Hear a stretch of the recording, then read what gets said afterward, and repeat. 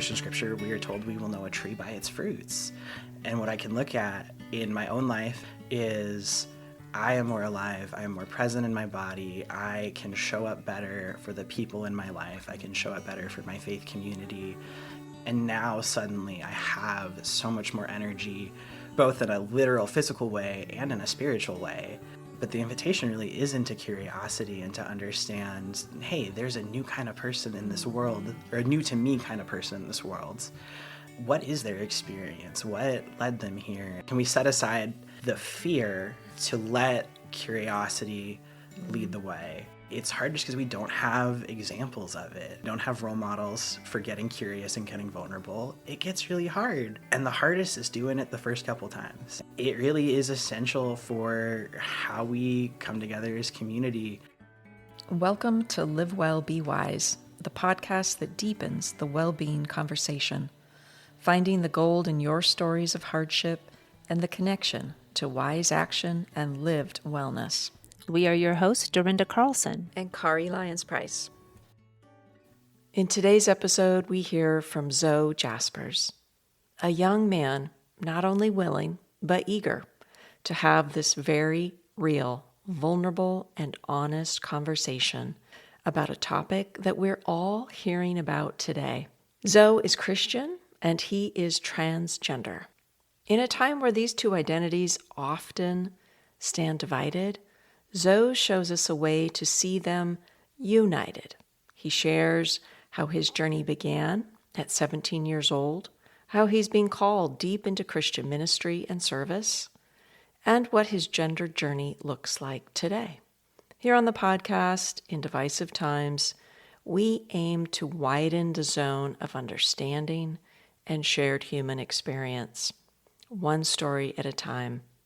Unfiltered and with a heavy dose of curiosity and humor, Zoe gracefully answers all of our, at times awkward, questions as we attempt to build just this bridge of understanding.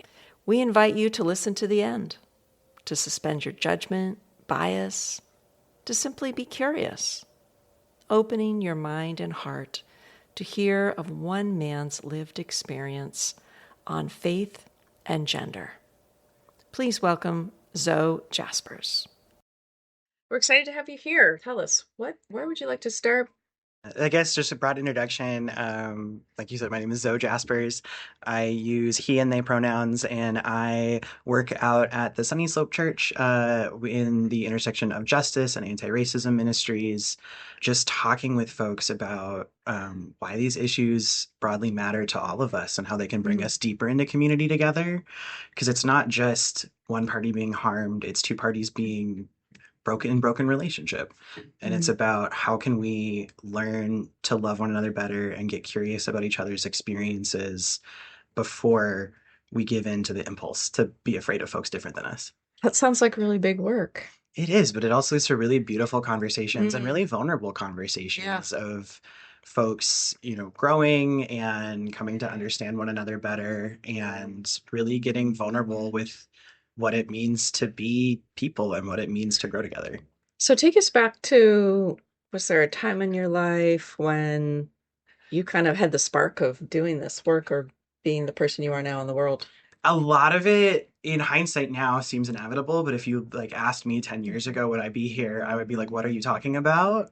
10 years ago, I was 17. I had just started going to church in an earnest sense and was still pretty, I would say, reluctant, not in a bad way. I was dipping my toes in the water of getting into faith, and right away folks were like, oh, have you thought about ministry? And I was like, what are you talking about? I'm trying to figure out how Sundays work. I've been going to church for 2 months. What are you talking about? So this is already interesting to me because our topic is about being open and having conversation. You started out with being so open and having a conversation with yourself about faith.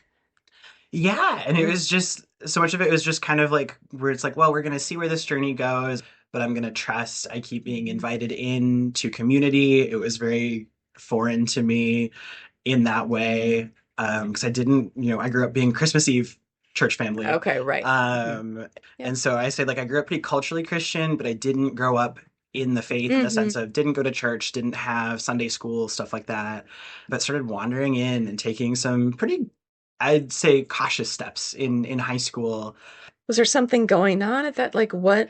Why did you walk through that door? It started just because I had so many friends in the youth group, and Ah. so I started going, and then just from there, took that when I went to college. Didn't really have much background with Catholic tradition or Catholic education other than my grandfather's Catholic. And I went in STEM major, and then I came out a double major in history and theology, having worked in campus ministry. And I remember when I came home and I talked to my youth director for the first time after changing majors, and I said, "Oh, yeah, I'm a theology major now." And she went, "Cool. So what seminary are you going to next?" And I was like, "That's really funny." Yeah, And yet that's my plan, next right fall is now. I Yeah. intend and I'm on the path to go to seminary. Mm. But it was just really funny because along the way, every step of the way, I was like, yeah, sure, whatever. I'm going down this road, but like this is where it stops, and it didn't. It just kept going. And it just makes me think of, I had someone tell me once, the way that you know if it's a vocation is you run away from it, and if it chases you, that's how you know. Which really has spoken to so many different parts of my life, and just coming to a deeper understanding where it's like, oh no, I can't run from this, whether it is, a calling in my career and a call Mhm. towards ministry and pastoral care, or for me, really, my experience of gender has been really similar in the sense of I look at it through the lens of vocation also. You can run away from it and it will keep chasing you. And there's that sense of this isn't going to go away. I need to do something with this calling in my heart, and I need to discern it and figure it out deeper and unravel. But Mhm. I've really come to understand my experience of being trans through that lens. What I hear you say is that you came into this supporting friends and found a place of support for yourself in just being. And then that even took you to support who you needed to be. Absolutely. I was saying along the way, I joke that I have the very unusual experience of in my various stages of coming out. I've always been out at church before I've been out at home. It's always been my church community that helps support me navigating what that looks like in other parts of life, and I feel really lucky to have that. And my hope is that that can be a sense that other folks get in the future where that is less unusual, can be a place of support and curiosity, because it really can be a journey for a whole community, and it can be an experience to invite folks into. Let's back up a little bit and Yeah. unpack to get a little more specific and what you mean by your gender journey. Tell us more. Maybe some people don't even know what that means. Yeah. I consider myself transgender. For me, Okay. what that means is that I grew up being told and using the language of girl, female, and I tried to go with it as long as I could, really. Mhm. Maybe I'm not a woman was around 18, Okay. and has just kind of unraveled through there as I've been able to kind of sit with it, figure out what does this mean, kind of tease out an ongoing process, because I Yeah. think we're all in a journey of understanding ourselves, and that's trans and non-trans people alike. And so what does the trans stand for? Transition, is that right? uh, so Transitioning from one gender to so another? the words have the same root. Okay. Trans just means across. Across. You'll see it a lot in science, whether it is something that is kind of reversed or flipped from its original Oh, okay. State situation. or So transgender just means across gender. across gender. And so the opposite of that root is cis, which we also see in a lot of scientific language, which just means same. So it's the same side. And so someone who is cisgender is someone who hasn't had an across experience of gender, and they aren't experiencing, in my case, being told you are a woman, this is the experience, and it being incongruent, and it just With how you didn't. feel. Yeah. And so for me, it just means this isn't the right angle of approach. Still, I still engage with femininity. I love femininity. I am a man who loves earrings and sparkles and color, but that was really part of the journey, was figuring out why didn't it fit? Because when I was Mm. younger, I tried to engage with it, and it felt almost like when you've got two magnets and they're repelling each other, Oh, where interesting. it was like Hmm. oh, there's a force field here, where I'm like, why isn't this? I'm interested in it, I like it, but why doesn't it feel right So when when I you do tried to it? like kind of dress up as a girl or be Yeah. glittery or whatever you Yeah. would I call would that. I would Yeah. try and dress up, and I would engage with Yeah. femininity. And in hindsight Just now, I realize I was trying to perform mm, womanhood, which is why it didn't work. And now that I'm further along in my journey, I can engage with femininity, but from a different angle. This felt off because I'm not a feminine woman, but mm, I am a feminine man. In a lot of ways, it's been really beautiful to get to engage in stuff that I wanted to engage in when I was younger, where it's the experience of sisterhood. And mm. like, friends would do my makeup, but it felt off. But now I get to experience that with Mm. female friends. And so now there's no opposing magnet feeling. Right. And now it's just fun and freedom. And there's sometimes where I look at photos for myself when I'm younger and I'm like, oh, I thought I was dressing up, but in hindsight, I'm like, I'm dressing in drag. Ah, see, that's Mm. interesting. I really like the image of the magnets. I Yeah, think that me makes it too. so tangible to Hmm. understand, at least in my mind, Yeah. that these two things can go together, but the way they're turned, But for me, they don't Yeah. work. And if we turn them maybe a different way, then there's a different point of Mhm. view, and then magnets work. So that's interesting. I love how you also, probably because of this journey, can really define for yourself what's comfortable in this sphere and not in this sphere. But if I can turn it around, now it's comfortable. In terms of like feminine and masculine. Yeah. Yeah. We don't discuss these Mm-mm. things. We don't Mm-mm. discuss feminine But and there's a lot of masculine. assumptions.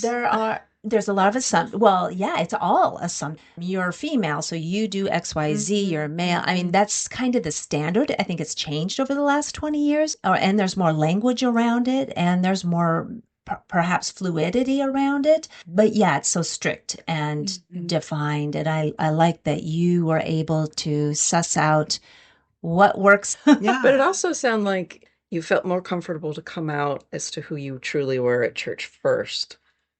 It's like, what if you didn't have that environment Yeah. I think for to me, feel that it would comfort? have absolutely delayed some Yeah. things, just because that Mhm. was my strongest community of support in a lot Yeah. of ways. And I had other friends and other community, Mhm.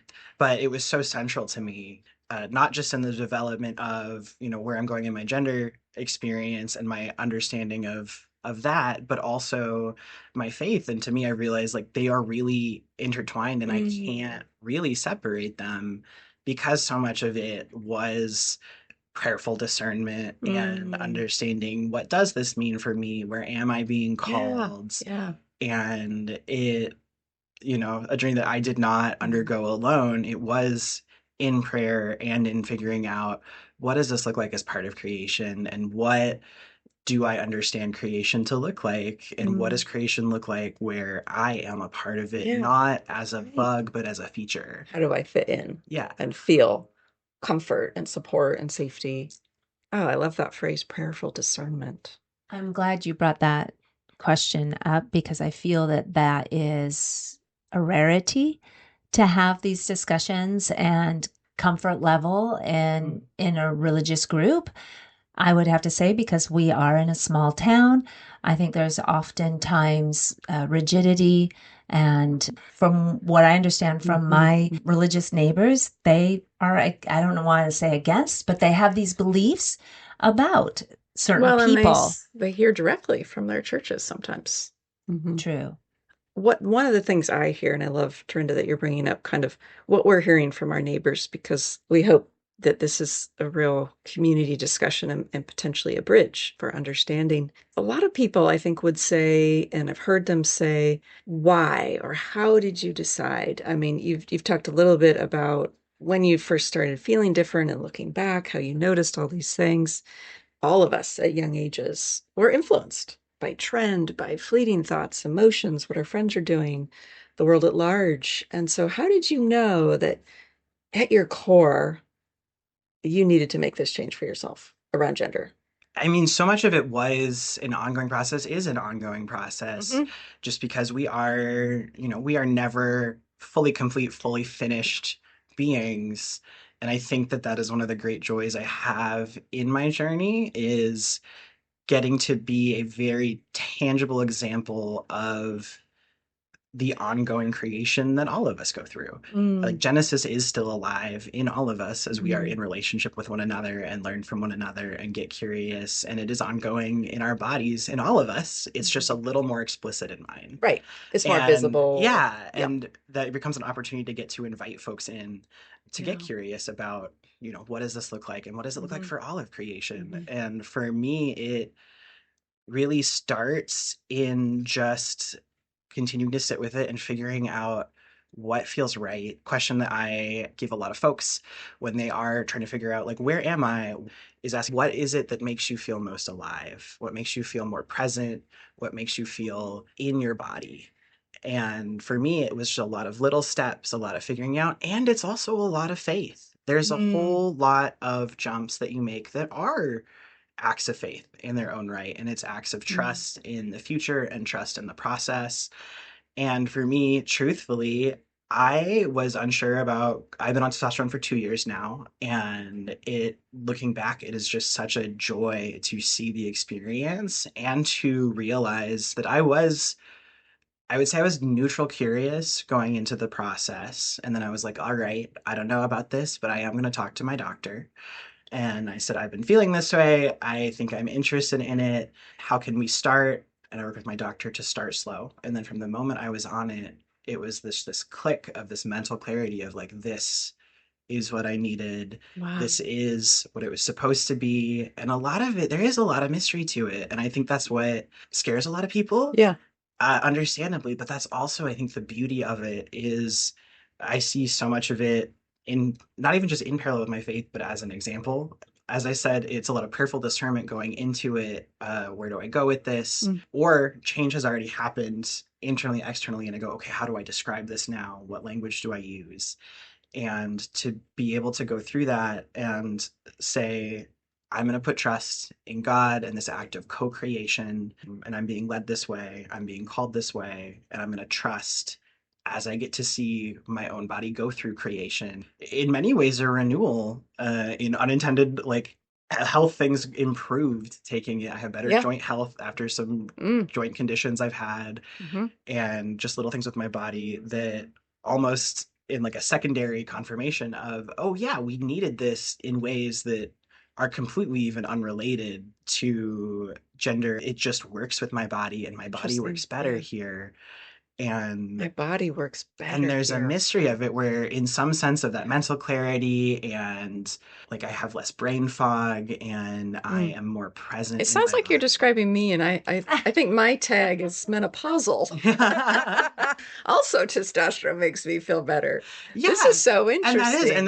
there I'm is so blown much away. crossover with different experiences and the way it affects different folks. And there might be different dosages, but it has Yeah. similar impacts because our bodies are wired in Oh, certain yeah. ways and they're wired different. And mine, the mystery of it is it works differently, but it does work better Yeah. with Yeah. testosterone. It was such a joy, especially in my early like months of taking it. I got to relate with my coworkers who were going through menopause, and we had our Mm. little club because I was also going through heat flashes Yeah. and Right. things like that, where Wow. there is a couple months where you are experiencing very similar stuff. And it got to be this real silly, fun thing where I was like, oh no, I can relate. I can really appreciate the mystery aspect you mentioned because I really didn't know who I was anymore when I Has you fell off the question? cliff of menopause. Yeah. Mm-hmm.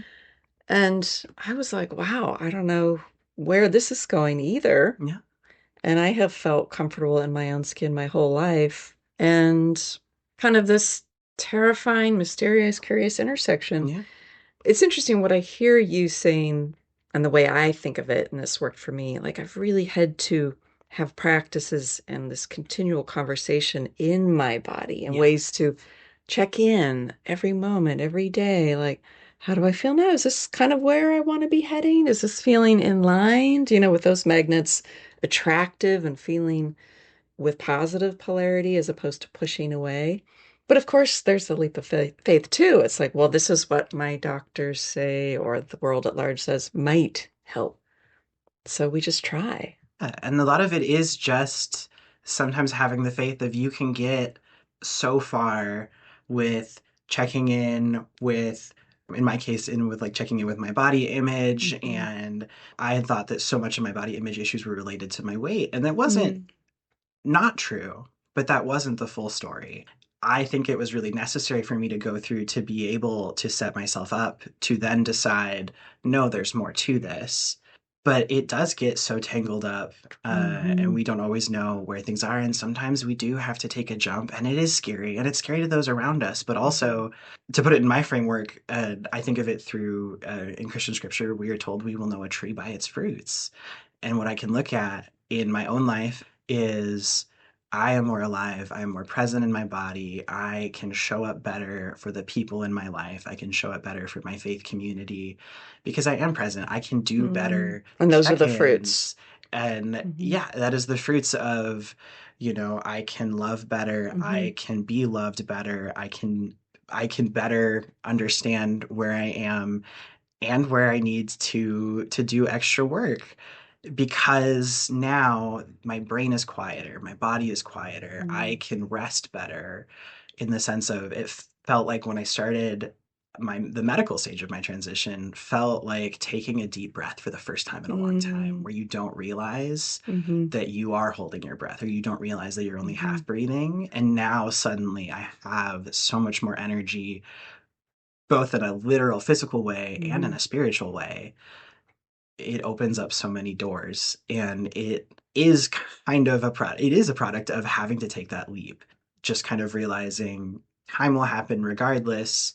Time is also irreversible, and why not start something that I can go baby steps, I can stop if I want to, work with a doctor that I trust who Mm-hmm. lets me be in charge of where we're going, and obviously like using his knowledge to make sure I do it safely and to be an advisor. I'm in control of how fast we go, of if we stop or Mm-hmm. not. And we started slow. And like I said, from there on, it was like, okay, we took the baby step.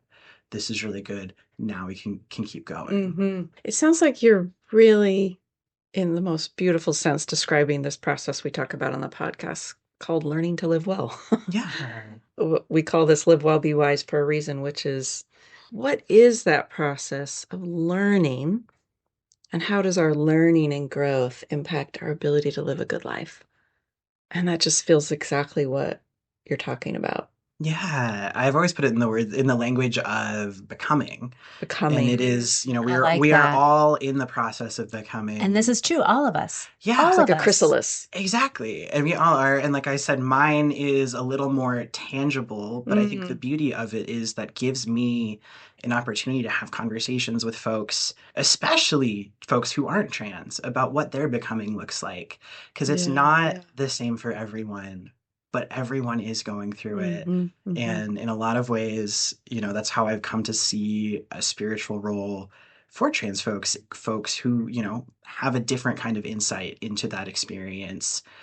Some of the most beautiful conversations I have start with folks who have questions and who are brave enough to ask them and, I know are asking in good faith, even if they don't have the perfect words for it or the vocab for it. Is my Mm-hmm. absolute favorite was a woman in our congregation who's in her early 80s. It was a Sunday, and in fellowship time afterwards, we were at the same table and I was chatting with some friends.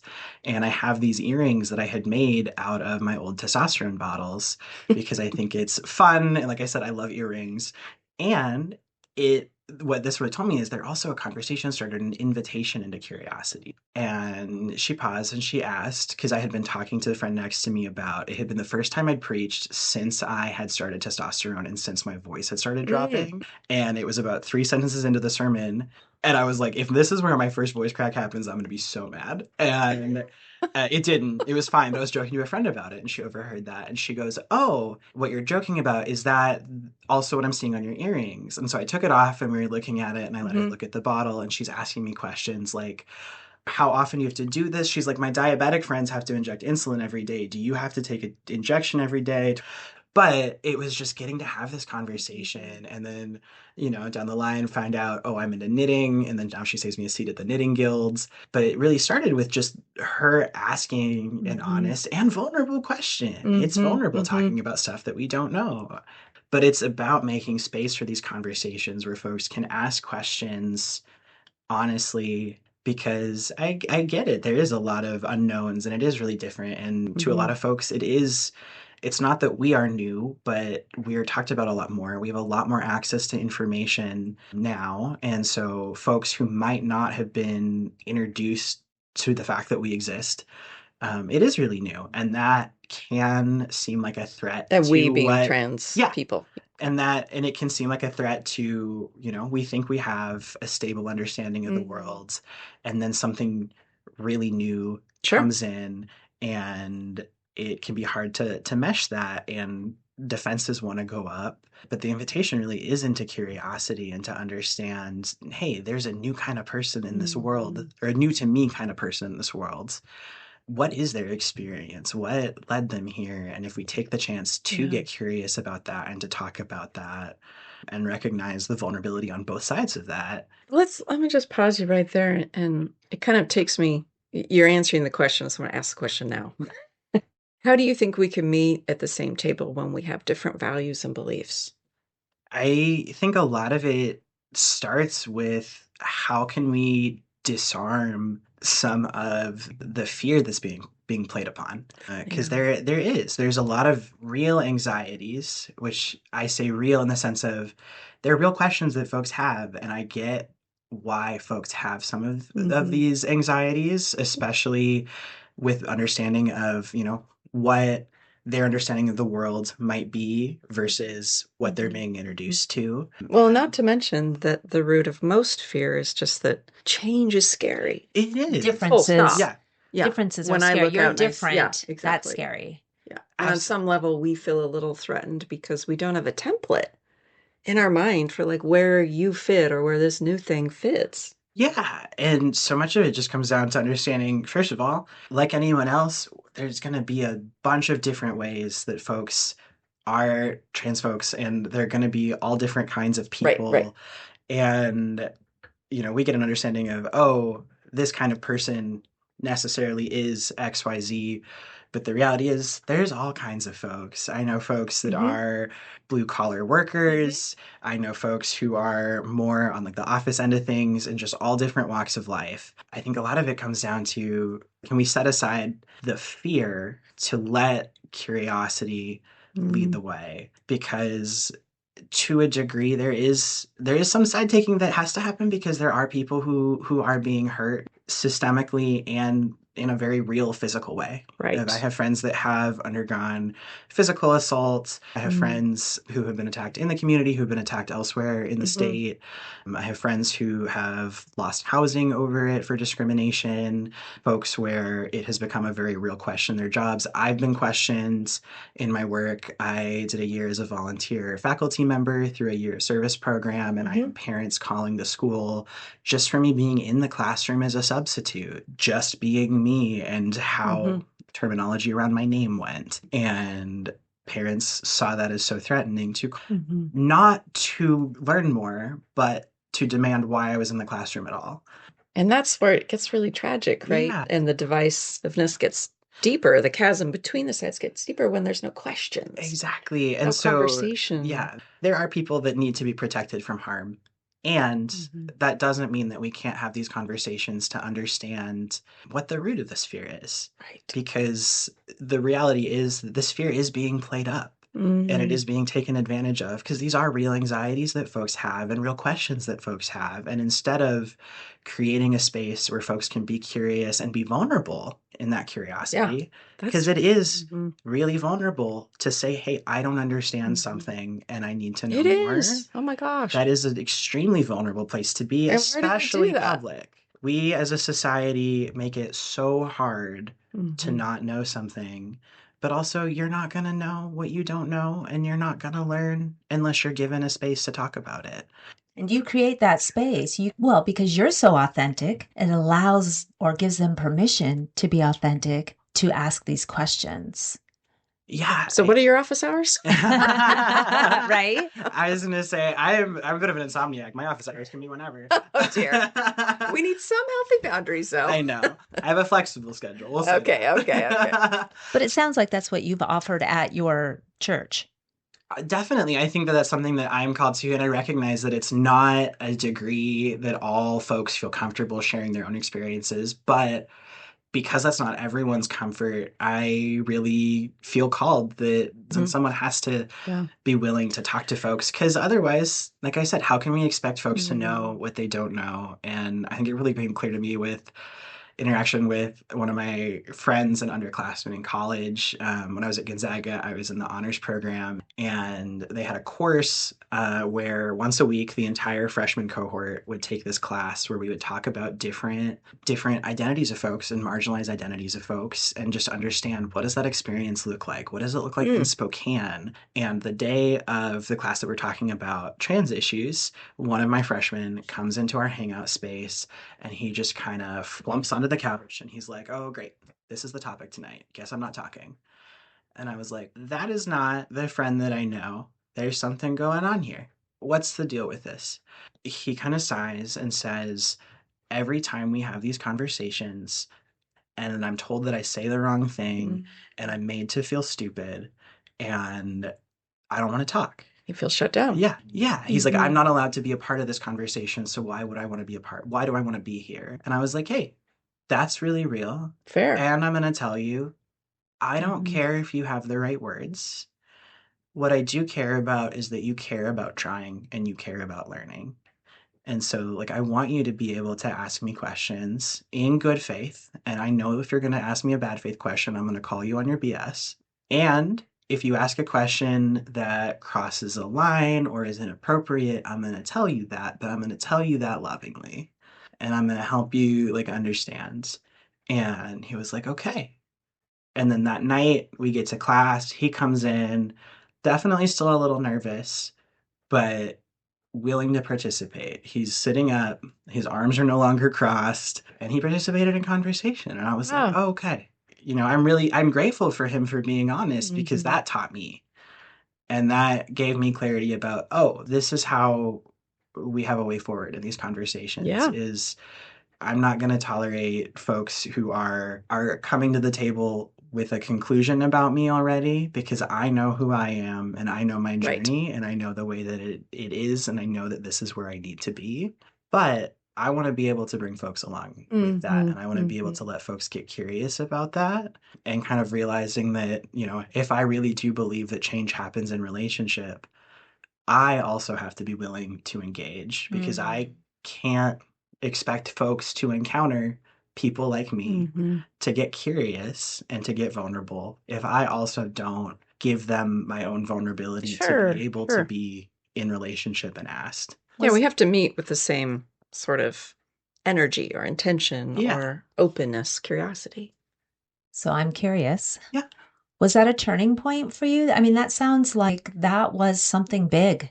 Yeah, I think it was. I think it was really a clarifying point, in the sense of, I was having conversations with folks, but I think it made explicit in a way that had not been made explicit before. I can firmly name, this is my philosophy about how we go about this. Yeah. And the thing is, I went on to work with him in campus ministry when I was a senior. And then we were doing something. We had a retreat that was like, he brought up that moment too. And he was like, yeah, I'm going to ask more questions now. And it isn't as scary. And it's hard just because we don't have examples of it. We don't have role models for getting curious and getting vulnerable. It gets really hard. And the hardest is doing it the first couple times. And vulnerability is something that we have to learn and practice. Because if we do it a little too hard, too fast, it starts getting into the distress area. But it really is essential for how we come together as community, not just around this issue, but just how we understand any difference. Is, can we challenge ourselves to get curious before we start putting up the defenses? That is true of many aspects of our life.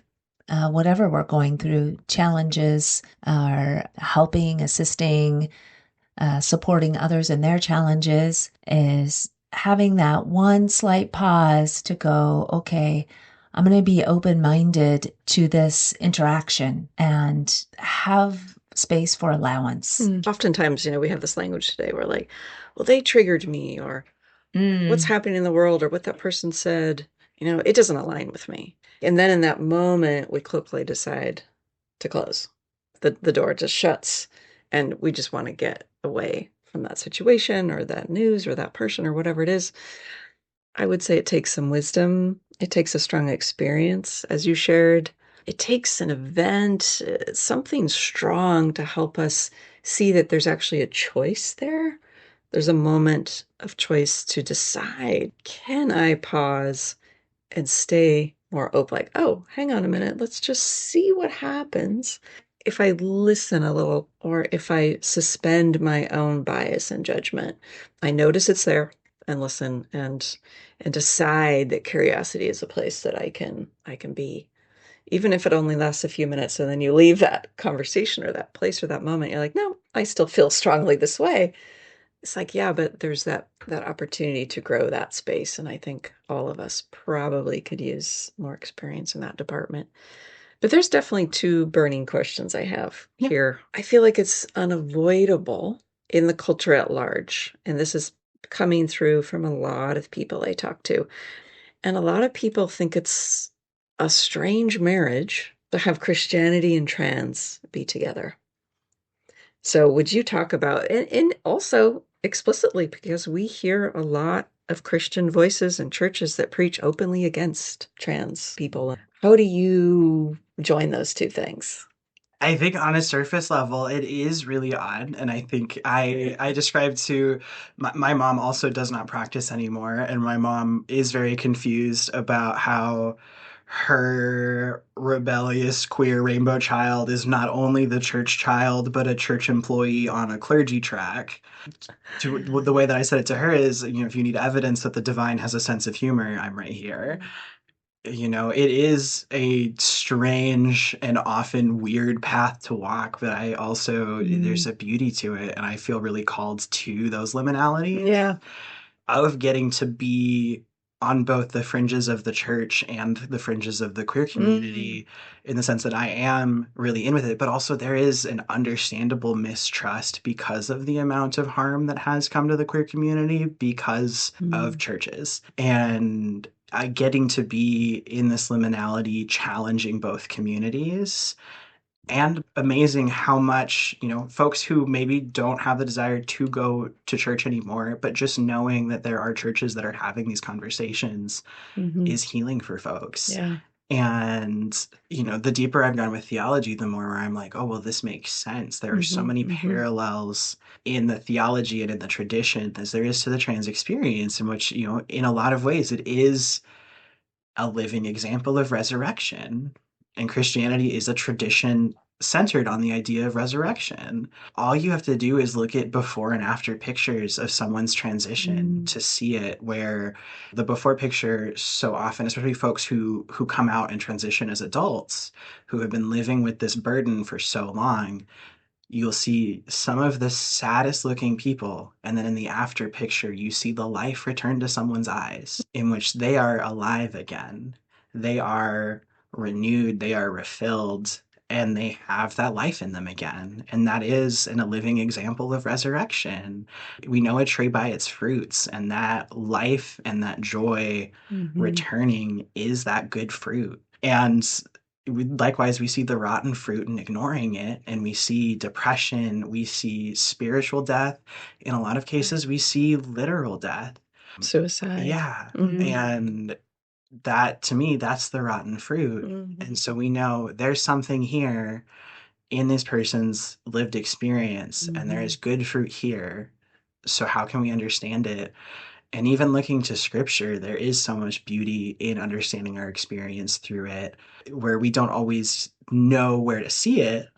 And sometimes, for me, it took getting a theology degree to be able to dig into some of it. I had a spiritual director after college who we were going through some of Genesis, and he was like, oh, I understand if you don't want to talk about like this chunk. I understand like folks use this really in hostile ways to trans people. And I was like, no, this is actually, Let's dive in. let's dive in. Yeah. This is actually, Genesis has room for my experience because, we look at Genesis 1 and we see, yes, it says God created male and female, but before then we look and it says God created the night and the day. We are not admonishing sunset. We are not calling dusk and dawn an abomination for being the liminal space. God created the creatures of the land and the creatures of the sea. We're not out here calling amphibians abominations for blurring the line. We have the dry land separated from the waters of the sea, but we have marshlands and estuaries and bogs. And these Full are, of and life. they're Full not, of yeah, life. exactly. Is Yeah. not only Yeah. are they full, not only do they have life and they are part of creation, they are where some of the most abundant life happen. And there is where some of the biggest, lessons we get from creation can come in these really complex ecosystems. And And were you the only one that saw that in that passage? no, it was something that I learned from other Okay. theologians.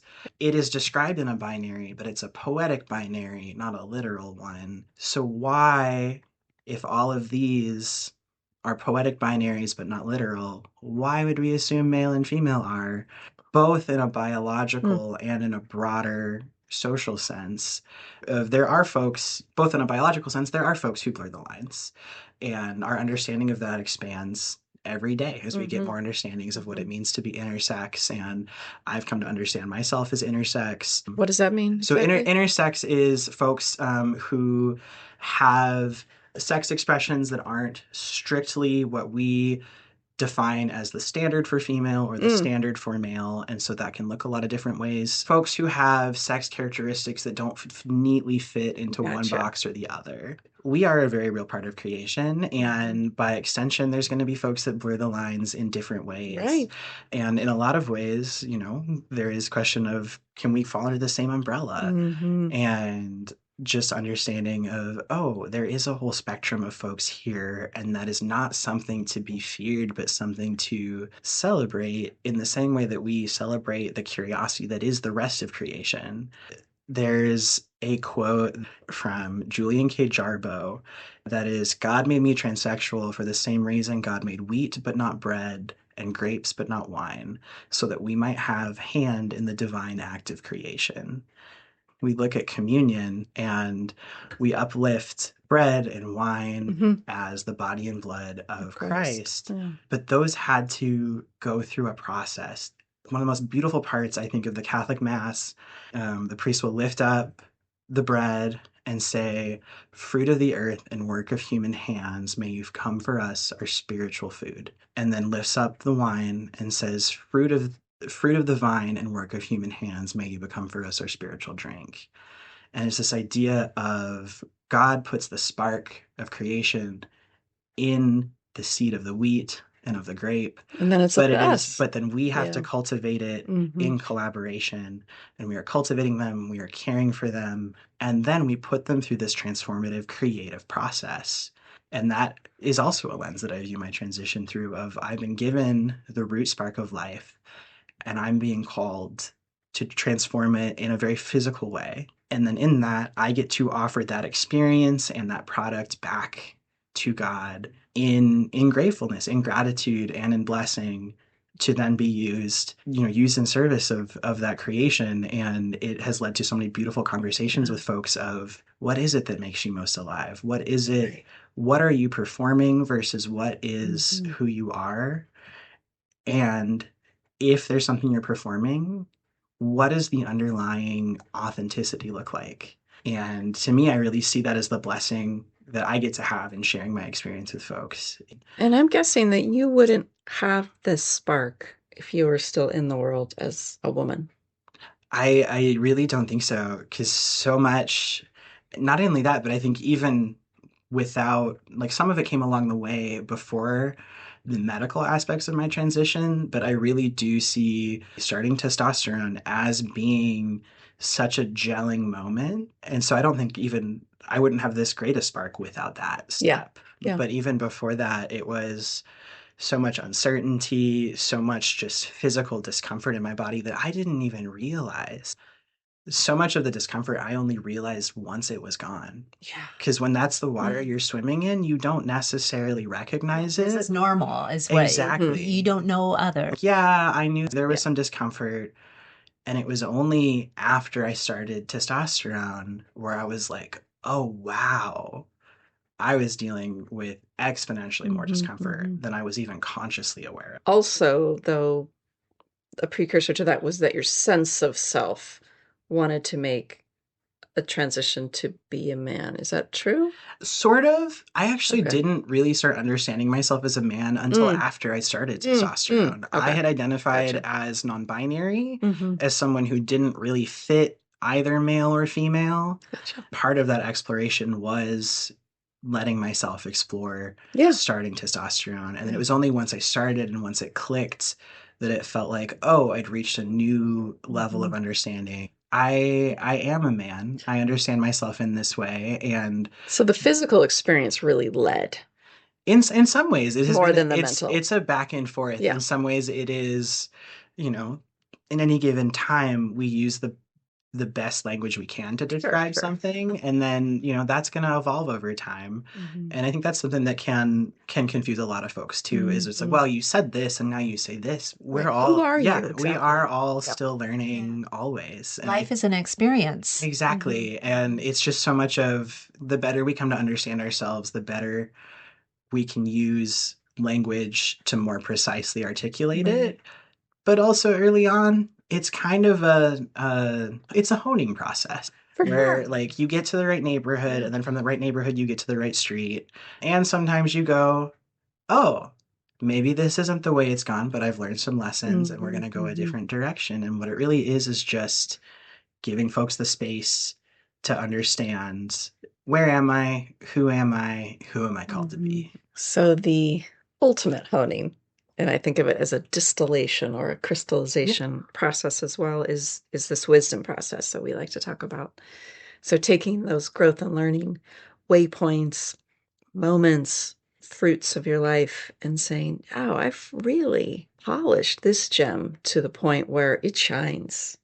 So what would you say is one real wisdom piece that you've gathered thus far, and how has it impacted your life? I mean, really, in that sense, I think it comes down to letting curiosity lead, not just in my understanding of my own self, but it has just created in many ways, healthier and just more beautiful way of going about the world, of getting curious. Helps in relationships with my partner and I. He'll say something that to me has a lot of baggage, but I'm like, I don't know if it has that same baggage for him. And so before I put up a defense, I can go, what does this mean to you? Or what did you mean by this? Can you say more? And just practicing taking that pause and getting curious about someone else's experience before I put the defense up. And obviously, there's times where it's going to come up down to like literal safety, Sure. and We have safety that gets reaction in our body for a reason. yeah, like safety is priority, but a lot of the times it's about practicing, am I actually in danger, or is it my body reacting in a world that's much more complex than my body's used to, and just being able to be vulnerable and to honor other folks' vulnerability in that. How old are you again? I know. I'm 27. I know. So for real, I was looking at the clock going, the last 15 minutes, I've been thinking about how young is this person? You have warmed my heart so much with this discussion. Be able to articulate your experiences so well, plus give space for others to grow from your experience at this early of an age. It's just going to be a joy to watch your journey. It really is. I can't wait to see what else you do, because even this much to have embodied this young. I just feel grateful for the communities that I have been blessed to be a part of, and to some of them truly Absolutely. stumble into, that I think have given me the opportunity to learn so much. I have seen the beauty of being in such diverse intergenerational, intercultural community, that I'm like, yeah, I want this for others. I want other folks to be able to let themselves experience, because it is scary at first, and to just step into it and learn. Have you thought about, it seems very specific, right? It seems like this has been the plan for you all along. I mean, yeah, to me, so it feels like I'm going back to earlier when I talked about vocation and being told, this was by someone who I think had become a pastor in her 40s. And she'd said, vocation, the way that you know what your vocation is if you run from it, it'll chase you. And it truly has every step of the way. Chasing you. So. It really is. I was to say it's chasing me. And I think it just reached a point eventually where I was like, okay, fine, I'm going to quit swimming against the current. Sometimes we ask our interviewees, our neighbors here in the Valley, to share a question that might be a prompt for others in their own lives instead of a direct piece of advice. For me, I think a question that I come back to that I challenge myself with and others is the question of, who would you be if you weren't afraid? And then the follow-up question of, can you be afraid and do it anyway? Oh, wow. Yeah, I had to pull back. That like hit me in the chest. That's big. Say it again. Yeah. Hey, stop. But it's, who would you be if you weren't afraid? And then, can you do it afraid anyway?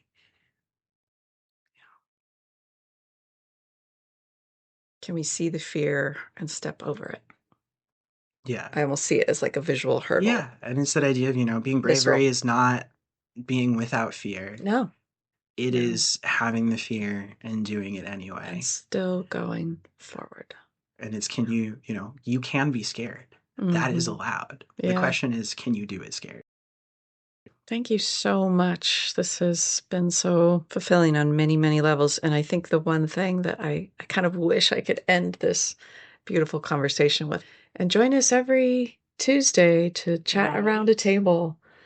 No matter what you believe and feel, like to have a place or in our community where we can continue this level of vulnerability.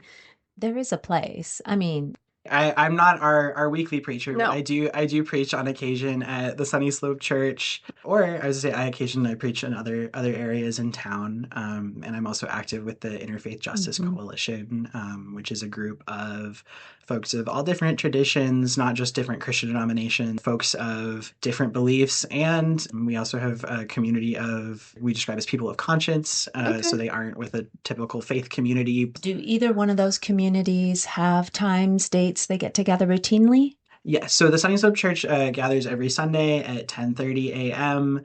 Then the Interfaith Coalition will have our next large group gathering in January, but can also be found at interfaithncw@gmail.com if you'd like to get on the mailing list. And I also think the local library, North Central Regional Library, has been doing a conversation series. Yes, they've been doing ones in collaboration with the group Braver Angels, and I think they may have had some that are also with the local dispute resolution center. So that would be a good, totally non-faith place. Yeah. If that just interests you to gather and have your voice be heard, or to just be in a safe place and be vulnerable at the same time and maybe learn something about a neighbor. Thanks for being here, Zoe. We appreciate you very much. Thank you for having me. Okay. This was fabulous. See you soon. Live Well, Be Wise is produced and recorded by Kari Lyons Price and yours truly, Dorinda Carlson. Our music is titled Inside You by Leva, a musician and composer at Lemon Music Studio, who we happily found on pixabay.com. Our circle of sharing has concluded for today, but we'd like to give a great gratitude to you, my friend, for listening, for tuning in, maybe even tapping into that understanding and compassion and the knowing within that tells us we're not alone in our own stories. So maybe you would like to share one of your own, or know a friend or a mentor or a teacher, someone you admire that has an extraordinary and inspirational story. We all have stories. The more we share, the more we know we're not alone. And don't be shy to reach out to connect in other ways, too. Of course, we'd love for you to subscribe and also give feedback. We wouldn't be here without you. We appreciate you. Live well, be wise.